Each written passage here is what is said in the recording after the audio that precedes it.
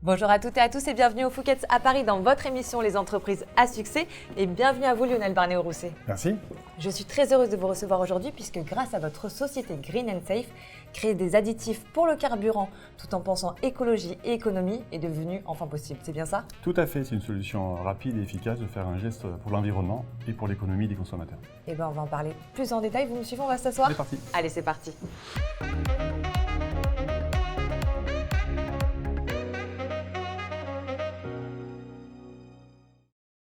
Lionel, depuis 2011, vous êtes le président de la société Green & Safe, un fabricant et concepteur d'additifs carburants situé en Savoie. Votre niche d'activité est évidemment au cœur des problématiques écologiques actuelles. Quel a été l'élément déclencheur pour vous qui vous a amené à développer ces additifs pour les professionnels?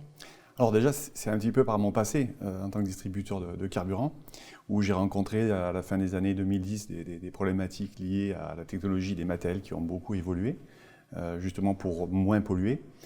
Et ces contraintes nous ont obligés, si vous voulez, à trouver des solutions pour chapeauter, on va dire, couvrir tous les problèmes qu'on peut rencontrer avec les carburants.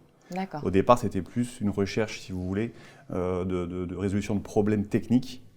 Et par la suite, c'est l'environnement, les problèmes liés à l'environnement et surtout à l'économie qui ont un petit peu orienté nos recherches dans le développement.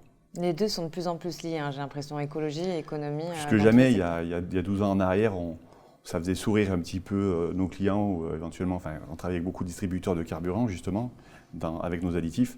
Ça les faisait un peu sourire quand on leur propose des abaissements de consommation. Ils avaient un peu le sentiment de se tirer une balle dans le pied, quoi. Mmh.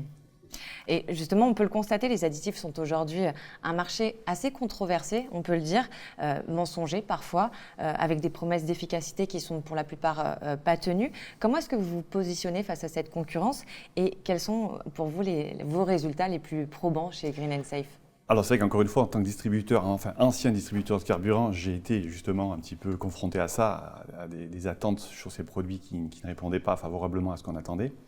Donc on a vraiment mis l'énergie, si vous voulez, pour avoir quelque chose d'efficient et surtout, comme les gens n'étaient pas forcément en confiance, il y avait un désamour vis-à-vis des additifs, ça nous a forcé un petit peu à l'excellence, à trouver des partenaires pour faire tester nos produits avec des protocoles techniques et scientifiques qui ne soient pas opposables, parce qu'aujourd'hui on est quand même surveillé, quand on parle d'abaissement de consommation, il faut le prouver. Ce qui intéresse beaucoup aussi, c'est que ce sont des produits non dangereux, non soumis à l'ADR par leur composition, qui sont issus pour pas mal de la biomasse. D'accord. Au niveau des performances, c'est relativement étonnant, parce qu'on a un produit qui est vraiment complètement différent de ce qu'il y a sur le marché, qui sont très souvent composés de matières, de substances pétrolières, de solvants pétroliers.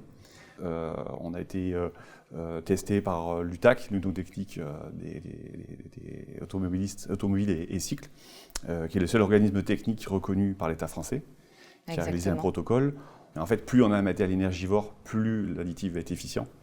Sur le matériel de transport routier, par exemple, où on va demander un peu d'énergie au démarrage, on va avoir 5%. Donc ça, c'est l'UTAC qui le teste. De réduction du carburant. Voilà, du carburant, autour de 5% d'émissions de CO2 en moins. On est en moyenne à 14% de réduction des émissions polluantes en moyenne. Donc ça, c'est testé après 14 passages au banc consécutifs pour vraiment s'assurer qu'il y a une parfaite répétabilité des résultats. Et après, dans le domaine de l'industrie, dans le travaux publics, on a fait avec Bergerac Monéer ou éventuellement la Compagnie des Alpes avec les dameuses à ski, on est plutôt à 13% parce qu'on a des taux de charge beaucoup plus élevés, des machines beaucoup plus énergivores. Donc, vous avez fait vos preuves quelque part aujourd'hui, par rapport à la concurrence. Je pense qu'on joue beaucoup la transparence, on essaie vraiment de se démarquer et ça fonctionne parce que les gens constatent par eux-mêmes, si on met en place un bon protocole, on voit effectivement les économies. Après, effectivement, il y a des professions qui sont plus difficiles, si vous voulez, à tester, comme le transport, parce qu'on n'a jamais les mêmes chargements, jamais les mêmes parcours, jamais les mêmes conditions de circulation. C'est pour ça que l'UTAC, pour le coup, nous a bien aidés pour démontrer l'efficacité de nos produits. Donc, au final, si on ne vous retrouve pas encore totalement sur le secteur maritime, militaire ou agriculteur, c'est peut-être au niveau de votre prospection, mais tout le monde a tout intérêt de faire appel à vos produits chez Green & Safe Additifs, au final. Tout à fait, parce que en fait, les abaissements de consommation qui sont générés par le produit amènent un retour sur investissement, généralement de 1 € investi pour 3 récupérés, voire même 5. Ce qui est énorme sur des centaines, des milliers de litres de carburant. Tout à fait. Alors aujourd'hui, sur l'export, ce qui est intéressant, c'est qu'on va dire qu'il y a une harmonisation des prix de l'énergie. Il y avait des grosses différences sur certains pays à un moment donné, mais aujourd'hui, quand on voit le pays, comme l'Afrique de l'Ouest par exemple, où on a un pouvoir d'achat qui est quand même pas très élevé, on a un carburant qui est finalement, quand on superpose un peu les choses, on compare les choses bien plus chères finalement qu'en Europe. Donc le retour sur investissement est d'autant plus intéressant pour ces gens-là, ce qui n'était pas le cas peut-être il y a 10 ans en arrière. Et pour le développement à l'étranger, ce qui nous a beaucoup aidé en fait, c'est que notre produit est éligible au certificat d'économie d'énergie en France, en cas de désabaissement des consommations. Il est aussi éligible aux objectifs CO2, puisqu'on baisse aussi le CO2. Et je pense qu'en France, on est un petit peu quand même un peu moteur, un peu pilote dans ces démarches pour l'environnement. Ce qui est une très bonne nouvelle. Voilà, et finalement, les autres pays ils sont quand même relativement sensibles. On a encore cette image d'être un peu précurseur dans ces démarches-là. Et c'est bien suivi en Belgique, par exemple, pas mal sur le Maghreb, la Turquie, l'Afrique de l'Ouest, et on commence un peu avec le Canada. D'accord, donc ce n'est que le début d'une très belle aventure. Tout à fait. Merci infiniment, Lionel, de participer à cette transition écologique.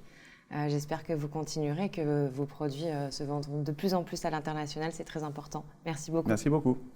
Et je vous retrouve très prochainement pour un nouveau numéro des entreprises à succès.